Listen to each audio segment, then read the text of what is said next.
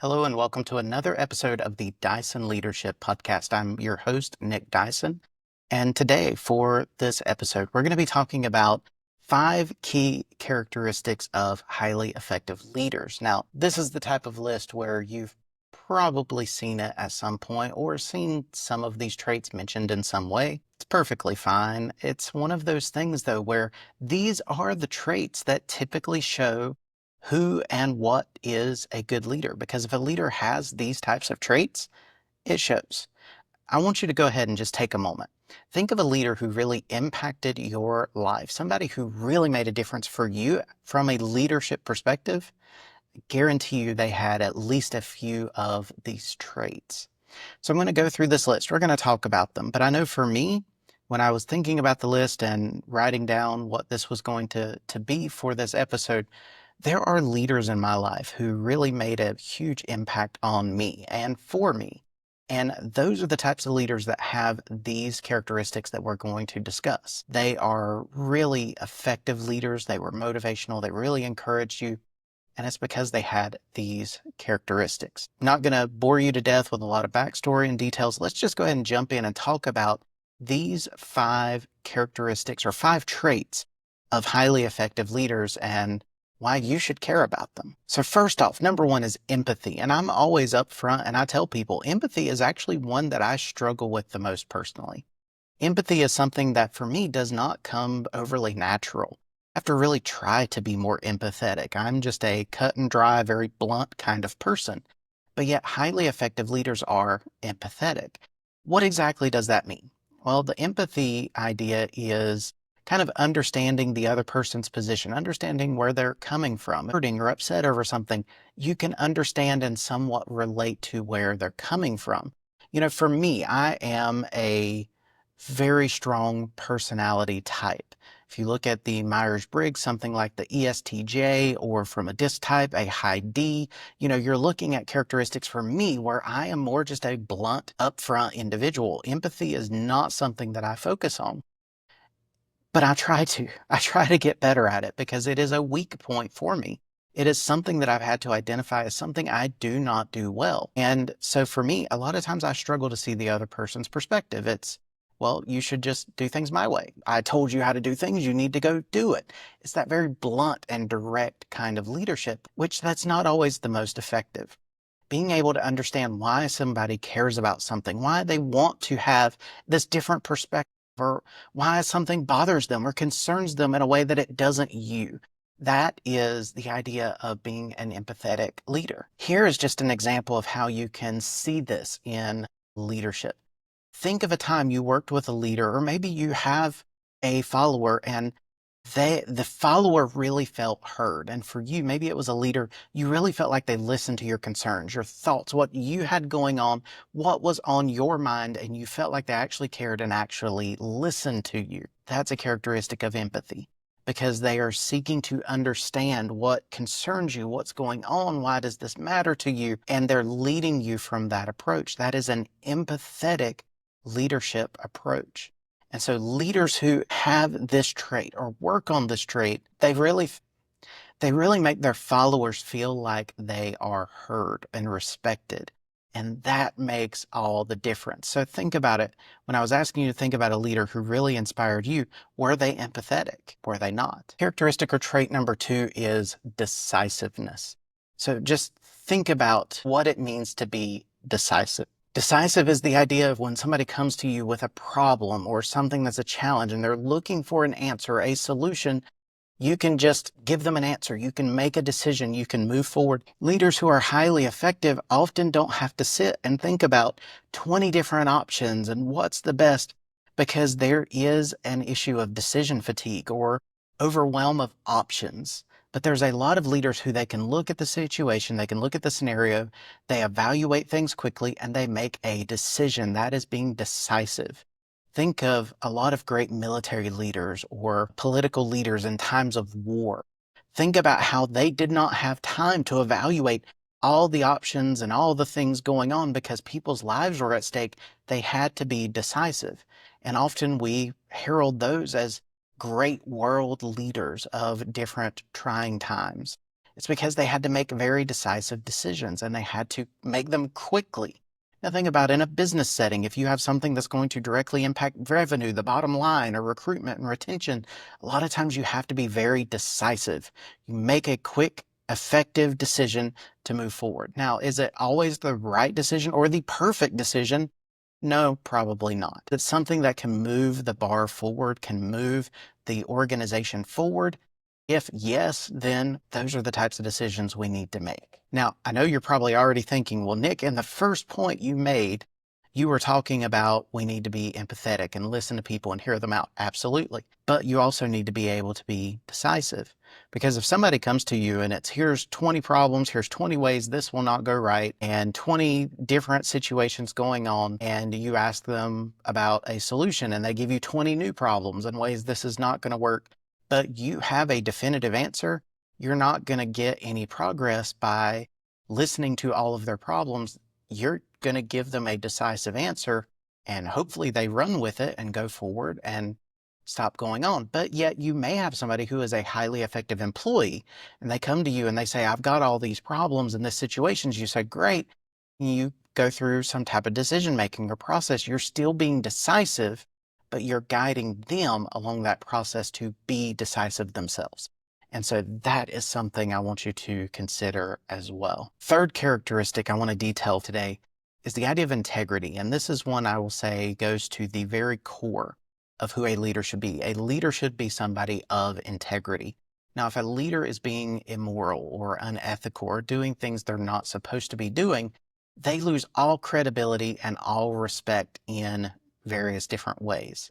Here's just an example because this is very recent. We had the CEO who was caught having an affair at a Coldplay concert. It was put up on the Kiss Cam, big screen, and everybody noticed. That single instance was him cheating on his spouse. He was doing something that was unethical, having that kind of relationship with another executive in his organization. There's a number of different problems that come into play. In that shows a lack of integrity. And what happened? He was forced, or essentially forced, to resign from his CEO position. He is losing tons of things, all because of a lack of integrity in that instance. And so integrity for a leader, it is not just something you do on the job. It is something that you do in your life. Some of the leaders who I see as the most impactful in the world are those who have the most integrity. They're the types when people try to pull out scandals or accusations, those accusations don't have anything to stand on because they are a person of integrity. They have good core values, and you struggle to try to trip them up or find something, go, I got you, and tear them down because they are a leader of integrity. Integrity is something that you can't necessarily teach. It's something you have to decide to do. I can sit here and tell you all day long that you need to be a person of integrity. I can tell you what that means, but I cannot teach you how to do it. You have to make the decision to live a life of integrity.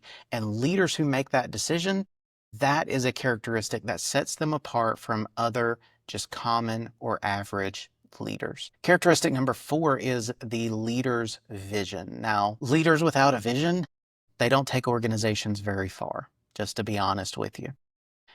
Leaders need a vision of where things can go. Now, we can look at all kinds of different CEOs of organizations, and we can talk about how they projected their organization forward. Regardless of your opinion of the different individuals, think of different CEOs such as Tim Cook with Apple, or Elon Musk of Tesla and SpaceX, or other major executives of very thriving, successful organizations. Most of the time, regardless of their management style or how you see them, maybe they're not even a charismatic person, maybe they're not a likable person in some way, depending on who you're looking at. But they have a vision of what is possible, what can become, what they want their organization to achieve, and that vision helps drive them forward.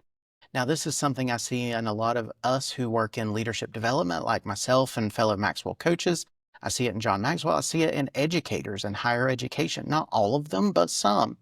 I see the instances where they want to see people succeed.